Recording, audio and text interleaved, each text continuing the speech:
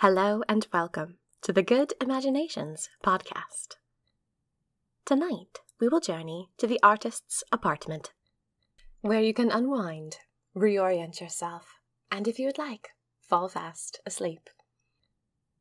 Before we begin our adventure, make sure you're settled. If you are seated, get comfortable. Listen to your spine and relax your shoulders. If you are lying down, get your covers and pillow where you want them. Create your nest. Very good. Now, take 3 deep breaths with me in preparation for the journey ahead. Let go of your day and travel to a vacation for your mind. Imagine with me. See, smell, and be present. Breathe with me now. In through your nose, out through your mouth. Slow and even. 1.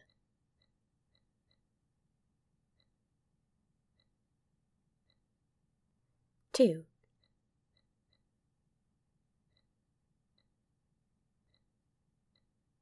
3.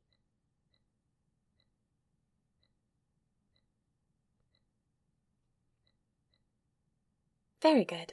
Now, shut your eyes and let's drift off to the site of tonight's adventure. It is early on a Friday morning. You are looking forward to the weekend, wandering down to the local bakery for a scone or a donut and a warm, frothing cup of London fog. You'll stroll to the lake, you think, daydreaming and munching and enjoying the warm spring wind on your face, soaking up the sun like a plant, spinning your future webs, all inside your mind. You'll stretch a silver thread of hope here, a balancing cord of practicality there, and by the time you're done with your walk, you'll have a future to look forward to, a dream catcher of the mind, a route, a map, to even better and brighter things. While you have tomorrow off, and you can't wait for your pastry and spiderweb walk, today is still Friday, and you must complete the list of things you have to do. You've been feeling burned out lately, from too much noise and too much to do. You haven't felt completely rested in a very long time. Today, however, you are digging into the silence to carve out a space for yourself. You are going to make today beautiful. You are going to work alone in your apartment, which you have all to yourself. You're going to enjoy the sacred rite of personal time. You put on a jazz album and you brew yourself a pot of tea. The good stuff. Funny, nerdy tea with almond slivers and bits of coffee. The whole experience is like a ritual, because you shake the loose leaf tea into your teapot, pour in the hot water with its curls of steam, and then, several minutes later, you pour the tea through a Victorian strainer into your teacup.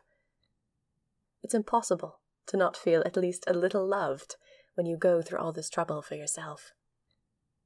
With your first cup of tea steaming and the jazz playing behind you, you begin to admire your space.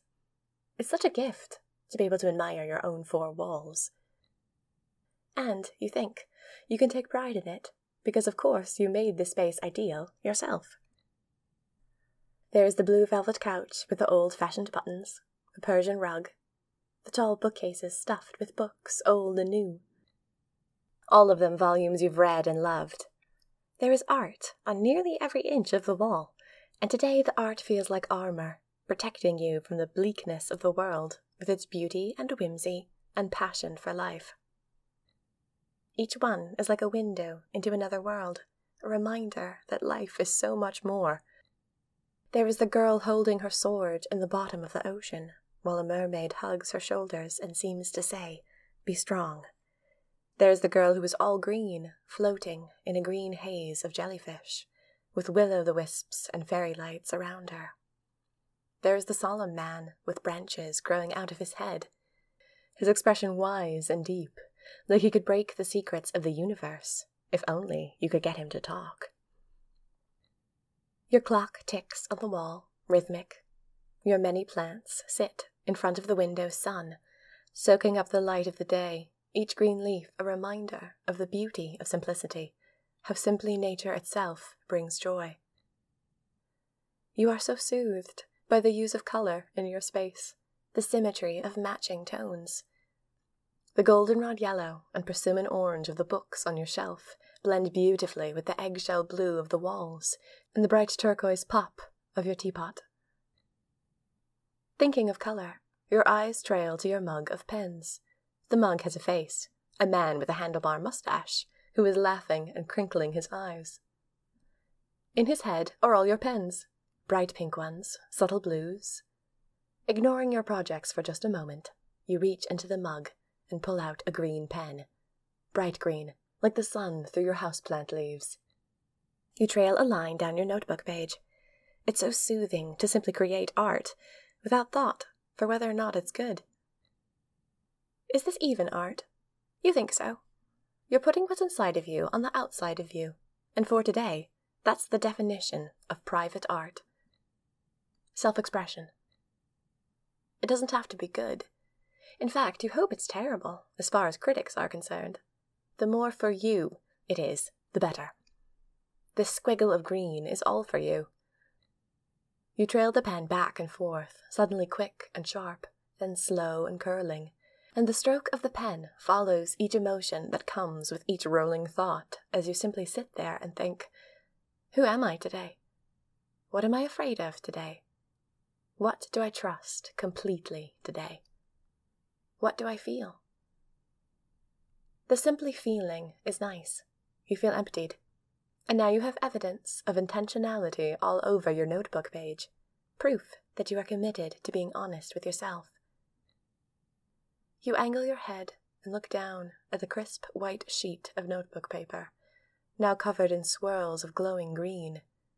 Forget about critics. You love this piece. It makes you happy. You're going to hang it on your fridge, like you're the proud parent of yourself. You lean back in your chair and sigh.